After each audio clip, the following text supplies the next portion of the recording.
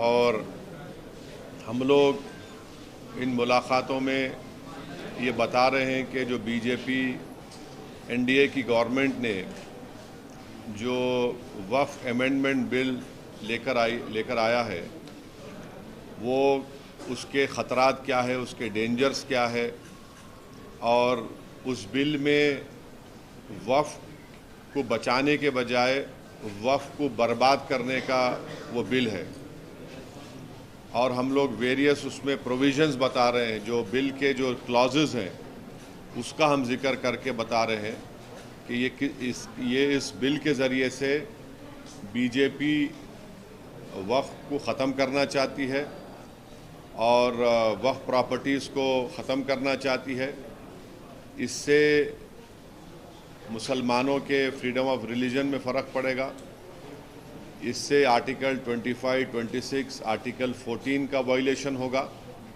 तो ये पूरी कोशिशें की जा रही हैं पर्सनल लॉ बोर्ड की तरफ से, और फ्यूचर में personal law board public meetings भी करेगा और उन तमाम अपोजिशन पार्टी के लीडर से भी मुलाकात करेगा जिन्होंने वक्फ बिल की अपोज किया है, जैसा कि YSR पार्टी भी है, उन्होंने भी पार्लियामेंट में उसको अपोज किया है।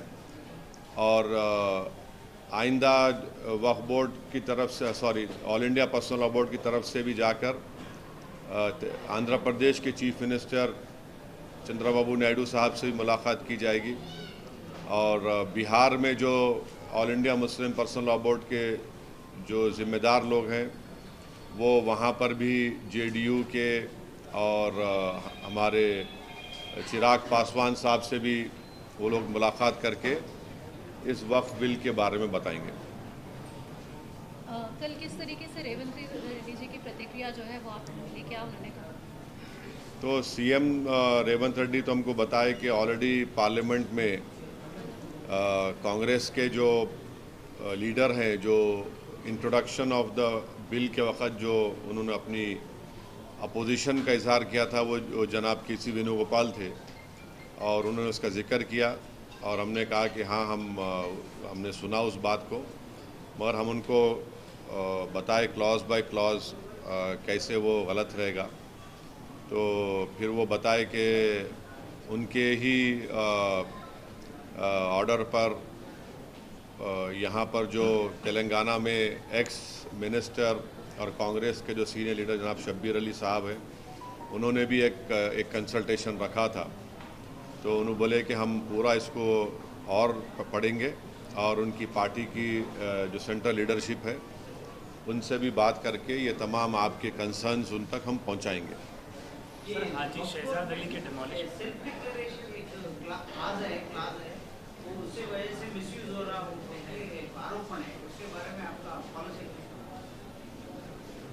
तो देखिए, आपको गलत इन्फॉर्मेशन है।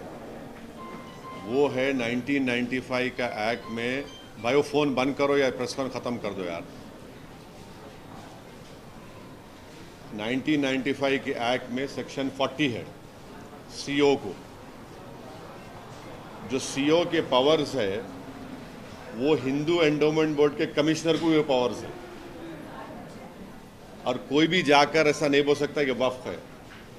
अगर ख़बरस्तान दिखा, अगर मस्जिद दिखी, दरगाह दिखी, तो वो तो गवर्नमेंट प्रॉपर्टी नहीं हो सकती ना प्राइवेट प्रॉपर्टी हो सकती। तो वो पावर CO को थे। हमारा डिमांड ये है नरेंद्र मोदी सरकार से कि सेक्शन 40 में लास्ट 10 इयर्स में इनको पावर में है ना, वो सेक्शन 40 का अगर एब्यूज़ हुआ है उसके आप हमको एग्जाम्पल्स दो, या फिर अगर कोई कोर्ट का फैसला है जो सेक्शन 40 के खिलाफ बोले, चाहे सुप्रीम कोर्ट का हो, हाई कोर्ट का हो या वक्फ ट्राइब्यूनल का हो, वो बताओ हमको। आपका नहीं कोई डेटा है क्या? बल्कि सुप्रीम कोर्ट का एक जजमेंट है जिसमें सुप्रीम कोर्ट ने कहा कि सेक्शन 40 का सही इस्तेमाल हुआ और आप आगे बढ़ो। वो जजमेंट याद नहीं आ रहा, मगर रीसेंट जजमेंट है सुप्रीम कोर्ट का। अच्छा, जैसे अभी हम बात कर रहे हैं तो वहीं पर दूसरी तरफ से आरोप ये भी लग रहा है कि वक्त की जो ज़मीन है उसका दूसरे तरीके से भी इस्तेमाल किया जा रहा है, मार्केट्स बनाए जा रहे हैं। क्या बनाए जा रहे हैं? मार्केट बनाया जा रहा है, उससे जो भी रेंट या जो भी पैसा आता है वो मुसलमानों तक या जो गरीब मुसलमान है वहाँ तक पहुँच ही नहीं रहा है, तो उसका दुरुपयोग भी किया जा रहा है, ये आरोप लग रहा है। नहीं, देखिए, आरोप लग रहा है, ये सब चीज़ें हो सकती नहीं हो सकती, मगर सवाल ये है कि इस प्रपोज बिल में सेक्शन 3 एक है जिसमें ये नरेंद्र मोदी की गवर्नमेंट ये बोल रही है कि सेक्शन 3 में अगर किसी वक्फ प्रॉपर्टी पर गवर्नमेंट कब्जा करके बैठी हुई है तो कलेक्टर उसका फैसला करेंगे और कलेक्टर फैसला करने के बाद उसका रेवेन्यू में रिकॉर्ड चेंज होगा और वक्फ बोर्ड को बोला जाएगा कि आपके वक्फ के रिकॉर्ड से उसको निकाल दो। तो सेक्शन 3(r)(c)(1) कुछ है। तो पहले तो यह है कि कलेक्टर अपने ही केस में जज नहीं हो सकता, ये प्रिंसिपल्स ऑफ नेचुरल जस्टिस के खिलाफ है। आप कलेक्टर को बोल रहे हैं कि तुम अपना ही फैसले का जज बन जाओ, और मैं आपको बोल रहा हूं कि सच्चर कमेटी के चैप्टर 11 में वक्फ प्रॉपर्टीज का जिक्र है। उस चैप्टर में आप 11.5 बॉक्स को पढ़ो जिसमें 6 स्टेट का जिक्र है जहां पर गवर्नमेंट वक्फ प्रॉपर्टीज के ऊपर कब्जा करके बैठी हुई है, जिसमें दिल्ली के 200 प्रॉपर्टीज पर कब्जा करके बैठे हुए हैं। तो अब ये सेक्शन अगर रहेगा तो इसकी वजह से कोई भी कलेक्टर ये बोल देगा कि गवर्नमेंट प्रॉपर्टी है, और कौन सा कलेक्टर गवर्नमेंट के खिलाफ फैसला देगा बताओ आप? कौन सा कलेक्टर देगा? और तीसरी बात यह है कि सुप्रीम कोर्ट के कई जजमेंट्स है जहां पर सुप्रीम कोर्ट ने कहा कि कलेक्टर और रेवेन्यू किसी को टाइटल बेस्टो नहीं कर सकते। तो अब रेंट का आप बोल रहे ना, यकीनन रेंट बढ़ना चाहिए। तो सच्चर कमेटी में एक रिकमेंडेशन था कि पब्लिक प्रेमिसेस एविक्शन एक्ट वक्फ पे लागू करो, वक्फ बोर्ड पे। आप लागू नहीं कर रहे हैं, आप लागू कर दो ना भाई, उसको दे दो आप। और इसी आपके सवाल से रिलेटेड एक बात है कि जैसा हिंदू एंडोमेंट बोर्ड को समरी इविक्शन पावर्स है, कमिश्नर ऑफ एंडोमेंट को, असिस्टेंट कमिश्नर को, वो स्टेट वक्फ बोर्ड को नहीं है। आप समरी इविक्शन पावर्स दो हमारे को, ताकि एनक्रोचमेंट निकाल सकें, ताकि जो किराया नहीं दे सका उन पर एक्शन ले सकें, या कम किराया दे रहा है। अच्छा, आप किराया नहीं देने की आप बात कर रहे हैं। मेरी एक स्पीच है 2013 की पार्लियामेंट में, जब ये 2013 का बिल आया। आपको मालूम कलकत्ता में एक प्रॉपर्टी है जिसमें कॉन्स्टिट्यूशनल हेड रहे थे, उन्होंने महीने को किराया क्या देते घर का? 150 रुपये। प्राइवेट छोड़ो आप, उन्होंने कॉन्स्टिट्यूशनल हेड है, 150 रुपये किराया देते उन्होंने। अब 150 रुपये, इतना बड़ा घर में रहे कलकत्ता में, 150 रुपये किराया कोई है क्या? बोलो आप, इसका जिम्मेदार कौन है? नहीं, एक ये भी आ रहा है कि मस्जिद हो या कब्रिस्तान हो, उनको भी तोड़कर जो है मार्केट या कमर्शियल पर्पस के लिए इस्तेमाल किया जा रहा है, और वो कमर्शियल नहीं, ये तो आप गलत बोल रहे हैं। ये तो सेक्शन 3 में government, Modi government Waqf by user को ख़त्म करना चाह रही है। अब वक्फ बाय यूज़र का मतलब क्या है? जैसा हिंदू धर्म में बाय कस्टम एंड यूसेज आप उसको मंदिर घोषित करते, बाय कस्टम एंड यूसेज, वैसे ही मुसलमानों में वक्फ बाय यूज़र उस वक्त जब मस्जिद में जाके मैं नमाज पढ़ रहा हूँ, वक्फ बाय यूज़र हो गई। दरगाह में जाकर कोई जा रहा है, वो वक्फ बाय यूज़र हो गया। किसी एक सूफ़ी की खानखा है, वहाँ पर जिक्र की महफिल हो रही, वक्फ बाय यूज़र हो गया। ख़बरस्तान है, वो वक्फ बाय यूज़र है, वो एक्ट है, सेक्शन 95 में एक्ट है। Modi government Waqf by user को निकालना चाह रही है। क्यों निकालना चाह रहे हैं भाई वक्फ बाय यूज़र को आप? जब आप हिंदू धर्म में बाय कस्टम एंड यूसेज ये बोल रहे हैं कि it is a endowment property, वैसे ही आप इस्लाम में वक्फ बाय यूज़र का मतलब ये कि मस्जिद मेरी है। आप वो इसलिए निकालना चाह रहे ताकि कल जितने यतीम खाने हैं, ऑर्फनेज है, कब्रस्तान है, मस्जिद है, दरगाह के तहत जो ज़मीनें हैं, उन सब को आप बोलेंगे वक्फ बाय यूज़र नहीं है, ये वक्फ प्रॉपर्टी नहीं है, इसलिए हम उसका गवर्नमेंट प्रॉपर्टी बोल के कब्जा कर लेंगे। ये सेक्शन 3 का वक्फ बाय यूज़र निकालने का तरीका एक ही है। ये पूरा मस्जिदों को छीन लो मुसलमानों से, दरगाहों को छीन लो, कब्रस्तान को छीन लो, और दरगाह खानखा के तहत जो ज़मीनात एग्रीकल्चर लैंड पूरों को छीन लो। ये असल मकसद है। और आपको एक और एग्जाम्पल दे रहा हूँ, 1965 में मथुरा में कृष्ण जन्मस्थान है। 1965 में यूपी सुन्नी वक्फ बोर्ड के कंसेंट से मुसलमान और कृष्ण जन्मस्थान के लोगों में एग्रीमेंट हुआ। एग्रीमेंट ये हुआ कि जो मुसलमानों की वक्फ की प्रॉपर्टी थी उसको 8 एकर्स हम कृष्ण जन्मस्थान को देंगे सुन्नी वक्फ बोर्ड के परमिशन से। वो इशू कोर्ट में क्लोज हो गया। अब 2023 में फिर केस हो गया उसके ऊपर। तो अब वक्फ बाय यूज़र आप निकाल लेंगे तो आप बोलेंगे नहीं, ये भाई नहीं मुसलमानों का। समझे मेरी बात को आप। और गवर्नमेंट क्या बोल रही कि अब रजिस्टर करना है, अगर ये 2024 का एक्ट बनेगा उसको अब जितने प्रॉपर्टीज को, जितने वक्फ है उसको रजिस्टर करना है। कैसा रजिस्टर करेंगे? बोल रहे कि आप डीड्स लेकर आओ। अब मक्का मस्जिद है, मक्का मस्जिद की डीड कहाँ है बताओ आप मेरे को। हैदराबाद में 400 साल पुरानी मक्का मस्जिद, उसकी डीड कहाँ रहेंगी बोलो आप। दरगाह यूसुफैन है, 400 साल की है, कहाँ से डीड लाएंगे बताओ आप। बाबा शरफुद्दीन की दरगाह है, वो तो 600 साल पुरानी है, कहाँ से डीड लाएंगे बताओ आप। चार मीनार के सामने एक मस्जिद है, अंदर नहीं, उसकी डीड कहाँ से लाएंगे। अब डीड लाने का आपके पास जवाब क्या है? अब डीड नहीं लाए तो बोलेंगे नहीं आपके लिए डीड नहीं है, रजिस्टर नहीं होंगी ये। अब रजिस्टर नहीं होंगी बोलते फिर गवर्नमेंट कब्जा कर लेंगे उसका। हिंदू धर्म में कस्टम एंड यूसेज की बुनियाद पर होता पूरा। और एक बात समझिए आप लोग, देश को भी समझने की जरूरत है, खास तौर से हमारे हिंदू धर्म के भाई बहनों को, कि वक्फ प्रॉपर्टी पब्लिक प्रॉपर्टी नहीं है, प्राइवेट प्रॉपर्टी है। गवर्नमेंट नहीं दी हमको ये हमारे मुसलमान वक्फ कर दिए, जैसा बोलते ना दान दिए, दान दे दिए उसको। वो प्राइवेट प्रॉपर्टी है, पब्लिक प्रॉपर्टी नहीं है वो। आप पब्लिक प्रॉपर्टी कैसे ट्रीट कर रहे हो उसको? प्राइवेट प्रॉपर्टी है वो। ठीक है, आप रेगुलेट करिए, मदद करिए।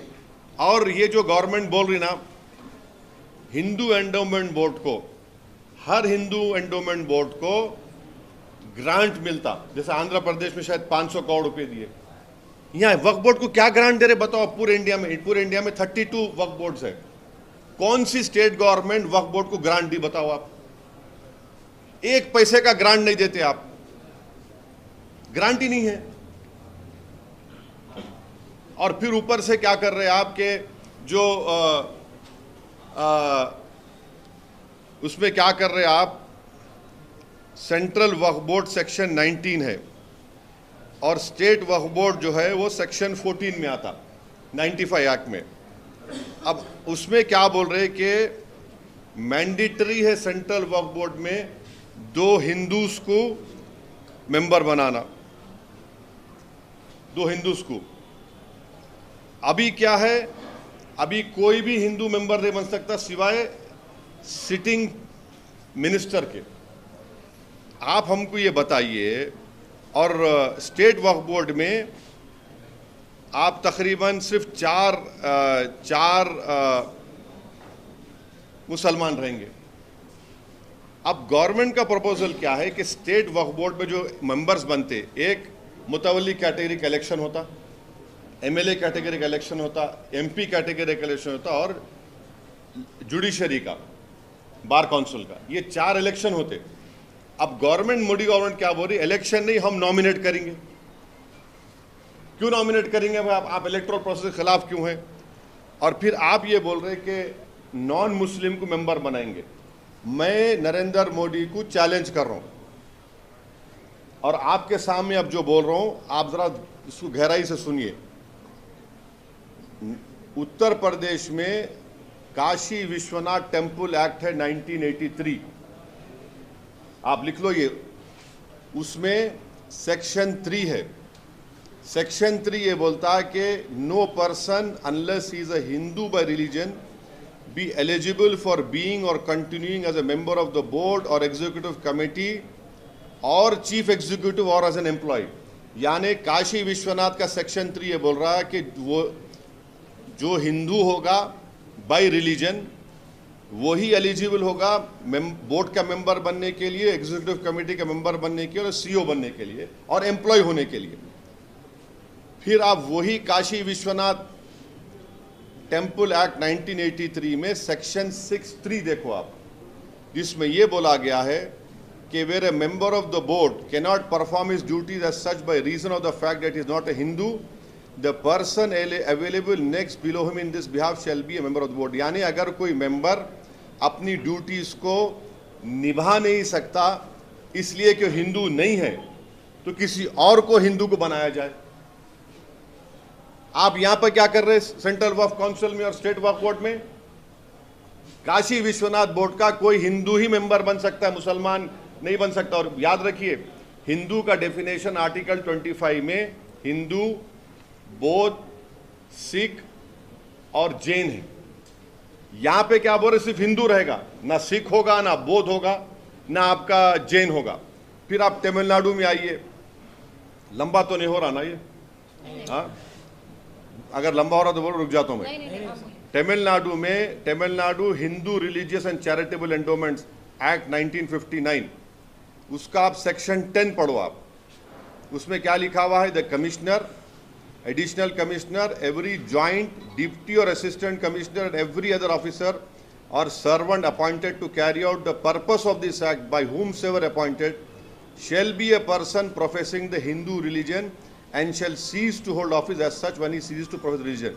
यानी कमिश्नर, तमिलनाडु में कमिश्नर एंडोमेंट बोर्ड का, ज्वाइंट डिप्टी और असिस्टेंट कमिश्नर, कोई भी ऑफिसर और उनका एम्प्लॉय जो इस एक्ट में अपॉइंट होगा उसको हिंदू रिलीजन का होना चाहिए।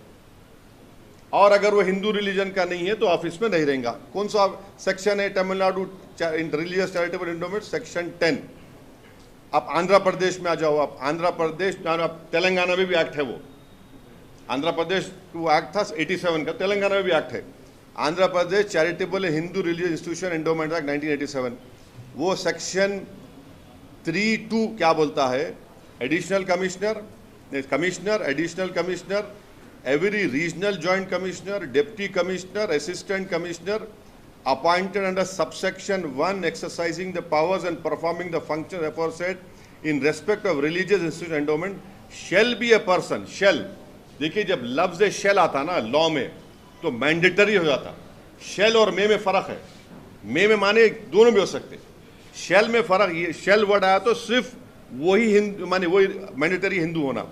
shall be a person professing Hindu religion and shall cease to exercise his powers and function these functions when he ceases to profess the religion। यानी आपको हिंदू होना जरूरी है, अगर आप नहीं है तो मेंबर निकलते। अब कर्नाटका में आइए आप, Karnataka Hindu religious institution and charitable endowments 1997 section 7 पढ़ो आप। उसमें क्या हो रहा? Commissioner, deputy commissioner, assistant commissioner, every other officer और सर्वेंट यानी एम्प्लॉय भी, ऑफिसर भी, appointed to carry out the purpose of this act by whomsoever appointed shall be a person professing Hindu religion and shall cease to hold office as in such when he ceases to profess religion। ये वही है। फिर आप ओडिशा को जाइए, Odisha Hindu religious endowment act 1951, उसमें section 5 पढ़ो आप।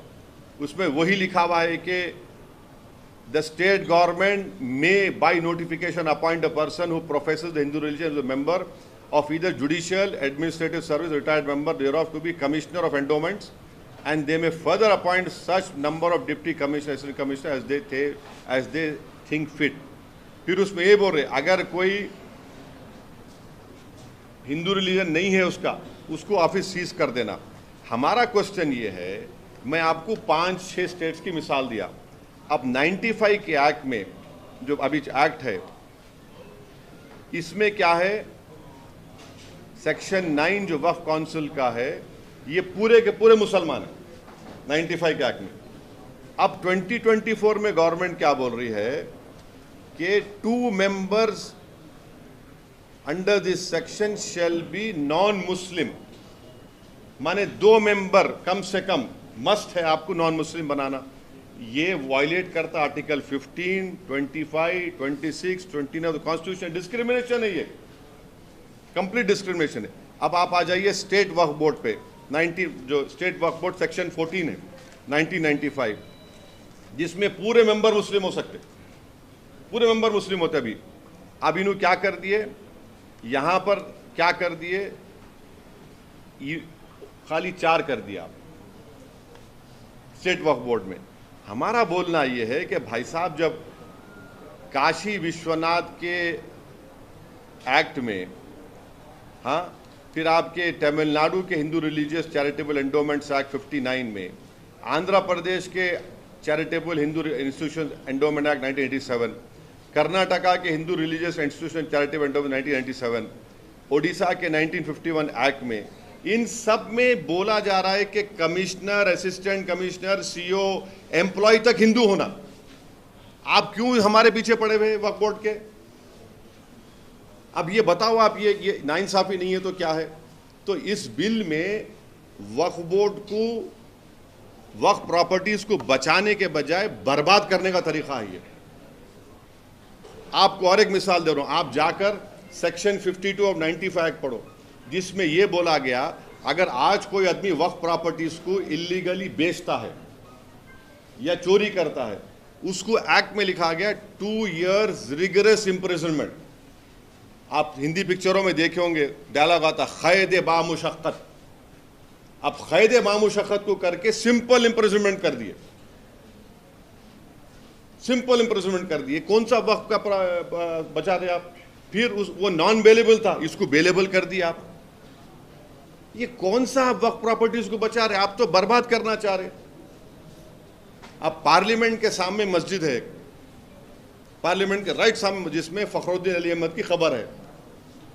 अब कल कोई जाकर पूछे कि भाई इसका डीड बताओ, कहां की डीड निकलेंगी? डीड कहां निकलेंगी? डीड नहीं निकलेंगी। आप बोलेंगे वक्फ बाय यूजर नहीं है, गवर्नमेंट प्रॉपर्टी है। खबरस्तान को जाके बोलेंगे डीड निकालो। अब जितने खबरां हैं, वो हजरत ईसा अलैहिस्सलाम बोलते थे खुम बिइज़्निल्लाह, बोल तो मैं तो नहीं बोल, कोई नहीं कर सकता वो। अब वो खबरों में से कौन पुकार के बोलेंगे हाँ हमारे पास डीड है? बोल कौन बोलेंगे? बोलो आप। यतीम खाने हैं, आप बोलेंगे दरगाहें हैं, कहां से ला के देंगे? तो ये सेक्शन 3 वक्फ बाय यूजर का असल मकसद क्या है कि मुसलमानों से उनकी मस्जिद, दरगाहें, कब्रस्तान, यतीम खानों को छीन लेना। तो ये एक्ट में वक्फ के प्रोटेक्शन का कोई चीज नहीं है। सब झूठ बोल रहे बीजेपी वाले, सिर्फ वक्फ को बर्बाद करना उसका मकसद है। मैं आपको जितने सेक्शंस बोला हूं ना, आप जाकर पढ़िए। अगर मैं एक भी झूठ बोल रहा हूं तो आके मेरे पकड़ लो आप मेरे को। तो ये आप क्या कर रहे हैं भाई? हाँ, आप हमारे को समरी एविक्शन पावर्स दो, पब्लिक प्रेमिसेस एक्ट में हमको डालो आप। और आपको मालूम, दिल्ली में 123 प्रॉपर्टीज को ना इंदिरा गांधी के जमाने में दिल्ली वक्फ बोर्ड को दे दिया गया था। 1984 में कोर्ट स्टेटस को का ऑर्डर दिया। हम 2024 में हैं, 30 साल हो गया, वो स्टे को विकेट नहीं करा सके। 84 से 2024 तक एक मामूली स्टे को विकेट नहीं करा सके आप बोलते मुसलमान ऐसा कर रहा, मुसलमान वो कर रहा। अरे सरकार तुम्हारी है ना बाबा, तुम्हारा प्रधानमंत्री है, तुम्हारा मंत्री है। मुसलमान का तो कोई ना प्रधानमंत्री है ना कुछ भी। हम तो खाली वोट डालने वाली मशीन है, एटीएम है। हम तो दूध देने वाली गाय है, हम भैंस हैं। हम 84 से एक स्टे विकेट नहीं कराए आप, और हमारे को बोल रहे आप। तो ये है इस एक्ट में, ये मोटा मोटा आपको समझाया मैं। तो इसलिए आज पूरे मुसलमानों में, इंडिया के मुसलमानों में गम है, गुस्सा है, और पूरा मुसलमानों में बात जा चुकी है कि नरेंद्र मोदी मुसलमानों से वक्फ की प्रॉपर्टीज को छीनना चाह रहे, मुसलमानों के मस्जिदों को छीनना चाह रहे, कब्रस्तानों को छीनना चाह रहे, एग्रीकल्चर जो वक्फ लैंड है उसको छीनना चाह रहे। वक्फ के बचाने के नाम पे वक्फ को बर्बाद करने का काम नरेंद्र मोदी और उनकी सरकार कर रही है।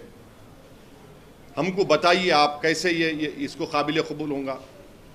और आप, हम तो गवर्नमेंट से बोलेंगे कि आपको हम बार बार बोल रहे हैं कि आप इन चीज़ों को सोचो। आप जिस तरीके से आप लैटरल एंट्री को वापस लिए, जिस तरीके से आप दलित के क्रीमी लेयर को वापस ले जा रहे हैं, इस तरीके से इस कानून को भी वापस लो। आप कैसे 17 करोड़ मुसलमानों की ये प्रॉपर्टीज को कैसे छीनना चाहेंगे? आप क्यों छीनना चाह रहे हैं आप? असद जी, एक सवाल ये भी उठता है कि 1954 के जो है वो भी दस्तावेज दिखा रहे हैं। लोग हैं, कुछ मुस्लिम बहुल इलाके हैं, वहाँ पर भी जो मुस्लिम गरीब मुसलमान हैं उनके ज़मीनें हैं, उनका ये कहना है, और उनके बाप दादा से वो ज़मीनें हैं जो तब देखिए देखिए नहीं, देखिए 1954 के डॉक्यूमेंट्स है, उन्हें कब्जे में है। लेकिन नहीं, एक मेरे सवाल, उन्हें कब्जे में है, कब्जे में है उन्हें।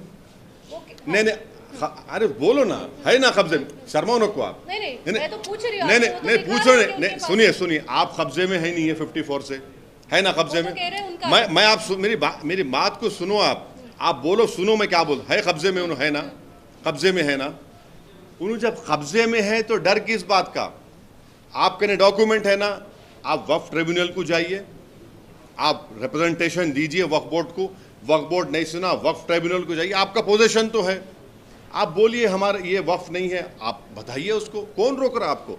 कोई ऐसा तो नहीं बोल रहे ना कि आप कोर्ट को नहीं, आप ट्रिब्यूनल नहीं जा सकते, आप हाई कोर्ट नहीं जा सकते, आप सुप्रीम कोर्ट नहीं जा सकते। हर जगह जा सकते हैं मगर बेच नहीं सकते, उनकी जरूरत के हिसाब से। हाँ, बेच नहीं सकते, इसलिए नहीं बेच सकते क्योंकि वक्फ में जब वक्फ बोर्ड में जब गज़ेट इशू होता, कैसे गज़ेट इशू होता समझिए आप?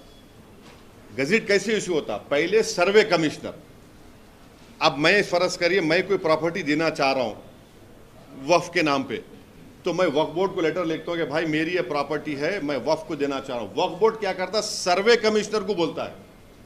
सर्वे कमिश्नर गवर्नमेंट का अपॉइंटी है, मेरा अपॉइंटी नहीं है। सर्वे कमिश्नर बोलता ठीक है, ये असद साहब ये प्रॉपर्टी दिए है, इसका हम सर्वे करेंगे। सर्वे करके वो बोलते कि हाँ इनके डॉक्यूमेंट्स है, इनका ने टाइटल है, जो भी है, देख के उन्हें लेटर लिखते स्टेट गवर्नमेंट को कि ये प्रॉपर्टी वक्फ हो सकती, नंबर 1। उसके बाद स्टेट गवर्नमेंट एक गज़ेट इशू करती, और वो गज़ेट के खिलाफ 1 साल तक मुसलमानों को राइट है कि आप उसका गज़ेट को अपोज करें कि नहीं भाई असद साहब की प्रॉपर्टी वक्फ नहीं हो सकती, हमारा शेयर है इसमें। 1 ईयर के बाद आप अपोज नहीं कर सकते। नॉन मुस्लिम के लिए कोई टाइम लिमिट नहीं है, कोई टाइम लिमिट नहीं है। आप करिए ना, कौन रोक रहा है आपको? कौन सा जुडिशियल रिव्यू रोक रहे? अच्छा, अब जो ट्राइब्यूनल है, अभी ट्राइब्यूनल जो है उसमें एक डिस्ट्रिक्ट जज है appointed by the chief justice of that state, एक है इस person who has knowledge of Islamic theology, दूसरा एक एमिनेंट पर्सन है। ये तीनों मिलकर फैसला करते। अब गवर्नमेंट क्या कर रही है ये बिल में कि ट्राइब्यूनल अगर नहीं बनाए कोई स्टेट में तो दूसरा ट्राइब्यूनल वो केस को डील कर सकता है। यानी अगर वक्फ ट्राइब्यूनल कोई स्टेट गवर्नमेंट नहीं बनाई तो हिंदू एंडोमेंट बोर्ड का ट्राइब्यूनल डिसाइड कर लेंगे वक्फ के मैटर को, ये एक्ट में लिखा हुआ है। और अगर ट्राइब्यूनल बनाए तो उसमें रिटायर्ड डिस्ट्रिक्ट जज और एक रिटायर्ड गवर्नमेंट एम्प्लॉय। भाई जब आप एक गवर्नमेंट एम्प्लॉय को निकाल दिए, कई को ला रहे हैं आप उसमें, क्यों ला रहे हैं उसमें आप? अच्छा, अगर 2 मेंबर में एक ही मेंबर बनाए तो एक मेंबर ही डील करेंगे उसको। और ये बीजेपी जो प्रोपेगेंडा कर रही है कि वक्फ ट्राइब्यूनल के खिलाफ कोर्ट को नहीं जा सकते, झूठ बोल रहे हैं लोग। वक्फ ट्राइब्यूनल के डिसीजन के खिलाफ अगर मेरे खिलाफ आ गया तो मैं हाई कोर्ट में रिवीजन पिटीशन डालता हूं। कोई there is no stoppage for anyone going to high court to file a revision petition. अच्छा, अब ये प्रोपेगेंडा आप लोग चलाए थे अपने टीवी चैनलों पे, अखबारात में कि सूरत की म्युनिसिपल बॉडी को वक्फ, गुजरात वक्फ बोर्ड वक्फ डिक्लेयर कर दिया। आपको मालूम उसके बाद क्या हुआ? उसके बाद क्या हुआ कि गुजरात का वक्फ ट्राइब्यूनल ये बोला कि ये वक्फ प्रॉपर्टी नहीं है। गुजरात का वक्फ बोर्ड बोला ये वक्फ ट्राइब्यूनल, ये वक्फ प्रॉपर्टी नहीं है। अब वो वक्फ बोर्ड हाई कोर्ट में जाएगा कि हमारी वक्फ प्रॉपर्टी है। ये कैसे आप बोलिए कि ये कौन हर चीज जो गवर्नमेंट लेकर आ रही है ना वो वक्फ बोर्ड के फेवर में नहीं है, वो वक्फ प्रॉपर्टीज को बचाने के फेवर में नहीं है, वो वक्फ प्रॉपर्टीज को अच्छा करने के, उनकी इनकम बढ़ाने के लिए नहीं है, बल्कि मुसलमानों से पूरा वक्फ को खत्म करने का काम नरेंद्र मोदी की सरकार कर रही है। ये उनका पोजीशन है। मैं एक एक चीज आपको सच्चाई से बयान किया हूं पूरा यहां पर। अब आप बोल रहे हैं कि 54 से लिमिटेशन एक्ट अप्लाई नहीं होता वक्फ प्रॉपर्टीज पर। क्यों नहीं होता? क्योंकि हिंदू एंडोमेंट बोर्ड को समरी एविक्शन पावर्स है, मेरे को नहीं है। तो मेरे को तो लिमिटेशन अगर पीरियड कोई 12 साल से, अब नरेंद्र मोदी गवर्नमेंट क्या बोल रही है कि हम लिमिटेशन पीरियड उड़ा दिए, तो अब जितने लोग एंक्रोचर्स है वो मालिक बन जाएंगे, मालिक बन जाएंगे वो। ऐसा कैसा होगा भाई? आप क्या सलाह देने वाले हैं और कैसा हो कि ताकि वक्फ के ऊपर खासकर जिस तरीके से आप एंक्रोचमेंट्स की बात कर रहे हैं या फिर जिस तरीके से हम देख रहे हैं कि वक्फ बोर्ड के ही मेंबर्स, आरोप ये भी लग रहे हैं कि उन्होंने ये दस्तावेज भी इधर के उधर किए हैं, ये पुरानी बात नहीं, देखिए कैसे हो? नहीं, यकीनन वक्फ प्रॉपर्टीज में बाज नहीं बल्कि बहुत से एनक्रोच मुसलमान भी है, मैं मानता हूँ इस बात को, मैं इनकार नहीं कर रहा हूँ। मगर आप जो है एक गलती को सही करने के लिए उस चीज को बर्बाद तो नहीं कर सकते ना आप। कैसे सही किया जाए? आप वक्फ बोर्ड को समरी एविक्शन पावर्स दो, पब्लिक प्रीमाइसेस एविक्शन एक्ट में लेकर आओ वक्फ बोर्ड को। आप ये अच्छा करो ना। आप क्यों नहीं करना चाह रहे अच्छा? आप जब आप अच्छा करना चाह रहे, आपकी नीयत अच्छी है, तो एक काम करो ना। आप क्यों नहीं करना चाह रहे? कौन रोक रहा नरेंद्र मोदी को? आप संविधान को लेकर चूमते। अरे वही संविधान में तो आर्टिकल 14, आर्टिकल 15, आर्टिकल 25 पुकार के आपको बोल रहा है ये कानून गलत है आपका, ये बिल गलत है आपका। सर, हाजी शहजाद अली पर क्या बोलिए? इंसिडेंट पर आपने बात की है सर, उसी पर बताइए। हाजी शहजाद अली का वीडियो आपने भी देखा, मैंने भी देखा, जिसमें हाजी शहजाद अली ने कहा कि 21 अगस्त के दिन उनकी ऑर्गेनाइजेशन है छतरपुर में मध्य प्रदेश में, उलेमा भी है, जाकर रिप्रेजेंटेशन दिए। क्या रिप्रेजेंटेशन दिए कि एक अहमक जो हमारे प्रॉफिट मोहम्मद सल्लल्लाहु अलैहि वसल्लम के बारे में बकवास बोलने की कोशिश किया, उसके खिलाफ आप एक्शन लीजिए, एफआईआर रजिस्टर करो। वहाँ पर एडिशनल एसपी थे, डिप्टी कमिश्नर थे, एसडीएम साहब थे। एक मजमा जमा हो गया, उन्होंने खुद बोल रहे, फतरमबाजी शुरू हुई तो एसडीएम और डिप्टी कमिश्नर को बोले कि भाई जाके समझाओ। वो बाहर निकले, हाजी शहजाद पर ही पत्थर पड़े। उसके बाद खैर मामला बढ़ गया, वो चले गए अपने घर को। तो आप जो है हाजी शहजाद अली के 20,000 स्क्वायर फुट के घर को बुलडोजर लाकर आप डेमोलिश कर दिए विदाउट फॉलोइंग ड्यू प्रोसेस। अरे वो 3 गाड़ियां हैं फॉर्च्यूनर, 30-30 लाख के 3 गाड़ियां हैं, उसको आप पूरा बर्बाद कर दिए। ये कितना हेट्रेड है बीजेपी मध्य प्रदेश की गवर्नमेंट में मुसलमानों के बारे में। आप पूरे घर को तोड़ दिए, उसके गाड़ियों को आप पीस दिए, और फिर जो एलिज एक्यूज को आप पकड़ के रात भर पुलिस स्टेशन में मारे। उन लोगों को चल नहीं सक रहे वो लोग, और उनको आप रोड पे चला के बोल रहे नारे लगाओ। हम बीजेपी वालों को ये बोल रहे कि पावर इटर्नल नहीं है। आज आप सत्ता में, कल आप नहीं रहेंगे इंशाअल्लाह ताला। अगर कल दूसरी सरकार आकर आपके घर को बुलडोजर से तोड़ेंगी, आपका घर महफूज रहेगा? आपको भी पकड़कर रोड पे चलाया जाएगा तो क्या बोलेंगे आप? ये देश और मध्य प्रदेश को रूल ऑफ लॉ से चलना चाहिए, मॉब रूल से नहीं चलना चाहिए। नरेंद्र मोदी अगर कॉन्स्टिट्यूशन को, आइन को चूम रहे हैं तो फिर उनको बताया जाए कि ये कौन सा कॉन्स्टिट्यूशन का प्रिंसिपल फॉलो कर रहे हैं आप। ये बुलडोजर जाके तोड़ दे रहे आप और बोल रहे नहीं इलीगल था। तो इलीगल आपको उसी दिन मालूम हुआ, पहले नहीं मालूम हुआ? उसके गाड़ियों को क्यों तोड़ा आपने? आप पूरी मुस्लिम कम्युनिटी को बीजेपी कलेक्टिव पनिशमेंट दे रही है, और जो लोग आज सत्ता के नशे में, गुरूर में आकर बुलडोजर से मुसलमानों के घरों को तोड़ रहे हैं, याद रखो गरीब की बद्दुआ तुम लोगों को बर्बाद करेंगी। और गरीब चाहे कोई हिंदू हो, मुसलमान हो, दलित हो, तो उसकी बदुआ तुमको बर्बाद करेंगी। जो लोग आज बुलडोजर से अपनी ताकत के मजाहरे कर रहे, कल इलेक्शन आएगा तो पब्लिक अपने वोट के जरिए तुमको डिमोलिश करेंगे इंशाल्लाह, और ये होने वाला है। जो कोई भी बुलडोजर के जरिए गरीबों के घरों को तोड़ रहा, तुम तैयार हो जाओ, तुम्हारे इख्तिदार के महल भी डिमोलिश होंगे एक दिन। जैसे वाराणसी में हुआ और अब हम देख रहे हैं कि रेवंत रेड्डी जी भी बुलडोज़र का ही इस्तेमाल कर रहे हैं, उसमें आपके ही एमआईएम के एक नेता जो है उनका भी नाम आ रहा है कि उनकी भी ज़मीन या फिर उन्होंने भी वहाँ पर अवैध तरीके से हमने हमारे कॉरपोरेटर्स ने मेयर साहिबा से कमिश्नर के पास जाकर वो जो हाइड्रा बनाया गया है उसको हमने बताया है कि वो उसका कोई लेजिस्लेटिव लीगल बैकिंग नहीं है, उसको वो पब्लिक डोमेन में है। और फिर हमारे एमएलए कौसर साहब जाकर चीफ सेक्रेटरी को भी बोले हैं, ये बात हम बोले हैं। और तीसरी बात ये है कि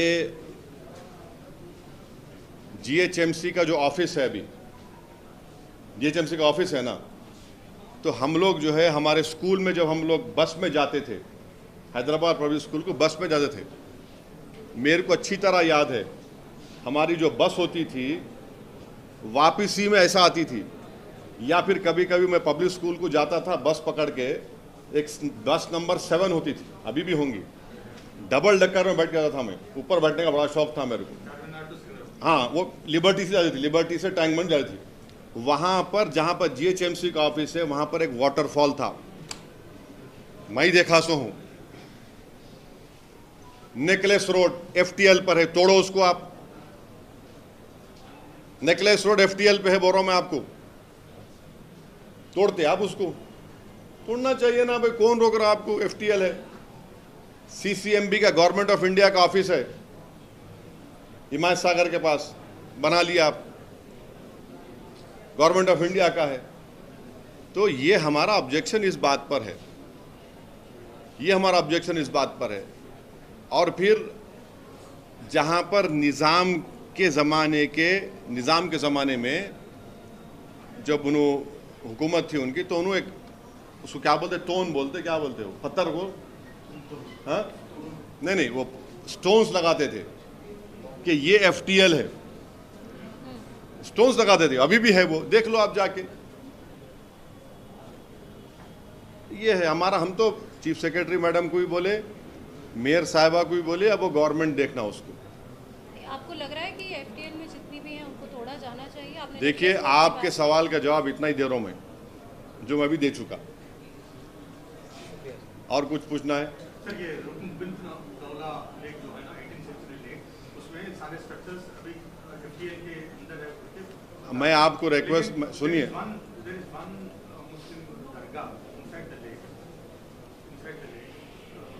अच्छा और एक बात, एफटीएल में और एक बात है, गोलकुंडा में गोल्फ कोर्स है,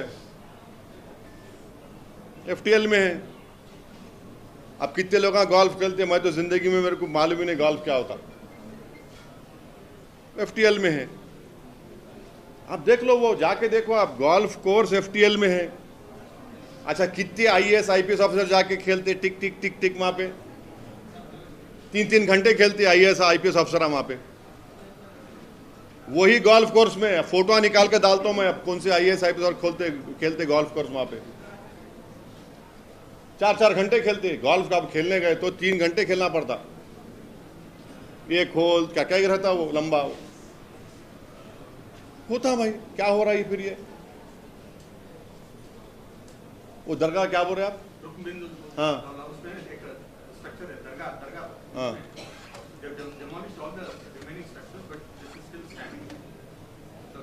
दरगाह को वैसे, no, I am thankful for the small mercies. I am thankful for those small mercies. What can I say? लेकिन जरूरत है, आपको लग रहा है क्या? आज की तारीख में जिस तरीके से यहाँ की जनसंख्या बढ़ रही है, देखिए मैडम, जनसंख्या बढ़ रही है तो मुसलमान जिम्मेदार? नहीं, अरे कहा छोड़िए ना, अरे छोड़िए ना, ये क्या की जरूरत है? अब देखिए, हमारा जो पार्टी का स्टैंड है, हम मेयर साहिबा को, चीफ सेक्रेटरी मैडम को हम दे चुके हैं, अब उनको डिसाइड करना है। अब गवर्नमेंट जो फैसला ले रही है वो गवर्नमेंट ले रही है, हम तो यही बोलेंगे कि हम जो दिए, आप रिप्रेजेंटेशन का एग्जामिन कर लो आप। ऐसा पता जा रहा है कि नीतीश कुमार और चंद्रबाबू नायडू ने इन प्रिंसिपल ये अमेंडमेंट बिल को अपोज कर रहे हैं। रिपोर्टेड। देखिए, I cannot speak for both of these political party or these leaders. It is for them to say. But definitely the TDP MP, when he stood up in the parliament, Mr. Balayogi's son, late Balayogi's son, he said that this should be referred to a committee. That is on record, he said. But I cannot speak for them. It is वो party है, वो लोग बोल सकते हैं अपने बारे में. Would you like to say to them, sir? हम तो उनसे यही बोलेंगे कि ये जो चीज़ें बताया हूँ मैं, ये आप इस पर गौर करिए. ये वक्फ के इंटरेस्ट में नहीं लाया जा रहा है एक्ट. ये वक्फ प्रॉपर्टीज को बचाने के लिए एक्ट नहीं लाया जा रहा है. ये जो आरोप लग रहा है कि वक्फ की प्रॉपर्टी या फिर वक्फ से जो मेंबर्स हैं या फिर जो जिम्मेदार लोग हैं, वही लोग जो है मस्जिद और बाकी जो भी कब्रिस्तान जैसी जगहों को बर्बाद करके या उनको गिरा कर जो है उसके ऊपर मार्केट प्लेस बना रहे हैं. मेरा सवाल ये था, क्या ये सच में ऐसा हो रहा है? आप इसको मानते हैं? नहीं, कहाँ हो रहा है हमको बताइए ना. मैं आपको एक मिसाल दे रहा हूँ. अब आप इसमें से बात चैनल नहीं चलाएंगे इसको. एक यतीम खाना था बम्बई में. यतीम खाने को 20 करोड़ रुपए में बादशाह सलामत खरीद लिए. बादशाह सलामत यतीम खाने को खरीद के आलीशान पैलेस बना लिए. वो केस सुप्रीम कोर्ट में चल रहा. अब उसका जिम्मेदार कौन है? हम हैं. औरंगाबाद जालना रोड है, वहाँ जाके देखो आप कौन कब्जा करके बैठा हुआ है, कौन सी पॉलिटिकल पार्टी का आदमी बैठा हुआ है वहाँ पे. आप देख लो. आप कौन है? वो देख लो आप जाके. दिल्ली में 2 5 स्टार होटल है. किसकी जमीन पे 5 स्टार होटल बनी हुई है भाई साहब? ये मामू की दुकान पे नाना की फातिया कौन कर रहे? देख लो आप. देख लो आप. ये सब चीजें हैं ना. आप वक्फ प्रॉपर्टीज को अगर नरेंद्र मोदी बचाना चाह रहे तो आप हमारे को समरी एविक्शन पावर्स दो. आप पब्लिक प्रेमिस एविक्शन एक्ट में लेकर आओ. ये वक्फ बाय यूजर कैसा आप निकालेंगे? ये आप ओरल मुतवल्लीशिप को निकाल रहे. आप जो एक्ट लेकर आ रहे वो वक्फ को बर्बाद करेगा. प्राइम मिनिस्टर को इस पर सोचना चाहिए. ये प्राइम मिनिस्टर क्या लेगेसी छोड़ के जा रहे अपनी? क्या ये करना चाह रहे? वक्फ बोर्ड को बर्बाद करके जाना चाह रहे क्या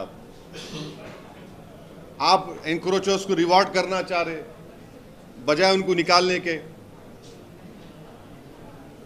और उस एक्ट में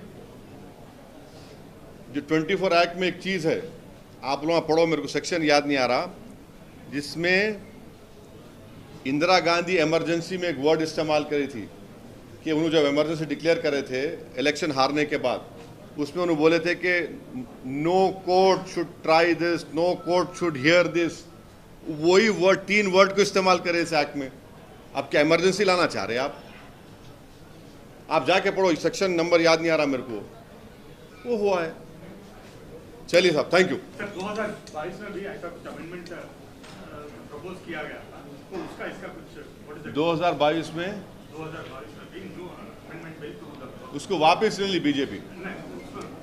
नहीं, उसको बीजेपी वापस ले ली. They have taken it back very cleverly. They have taken it back. कोई कंसल्टेशन नहीं किए, स्टेक होल्डर से बात नहीं किए, कुछ भी नहीं करे. मैं आपको रिक्वेस्ट करूंगा, माइनॉरिटी मिनिस्ट्री के वेबसाइट पे जाइए.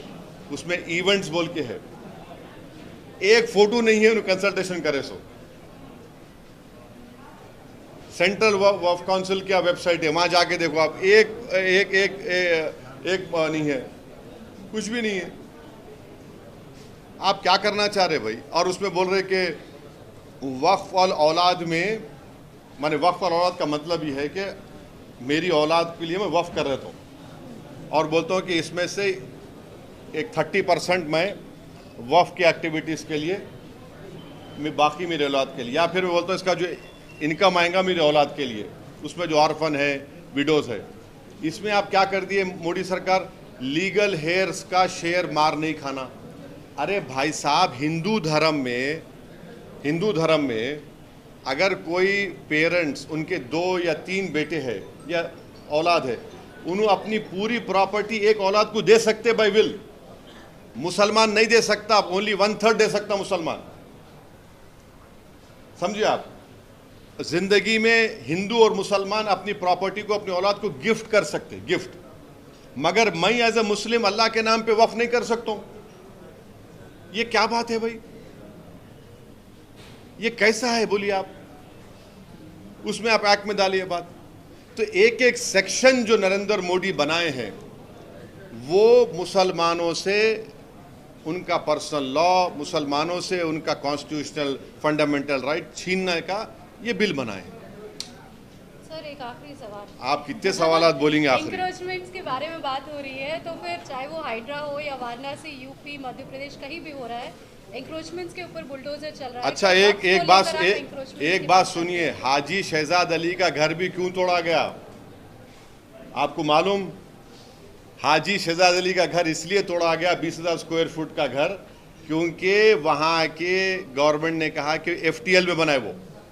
यही सवाल। हाँ, एफटीएल में बनाया बोल के पूरी बिल्डिंग बन गई 20,000 स्क्वायर फुट, जब तक अथॉरिटीज के मुंह में गुलाब जामुन था, समझे ना आप, और उसका जूस चूस रहे थे, और जब बिल्डिंग बन गई एफटीएल में लाके तोड़ दिए। अब आप उसका नतीजा निकालो पूरा।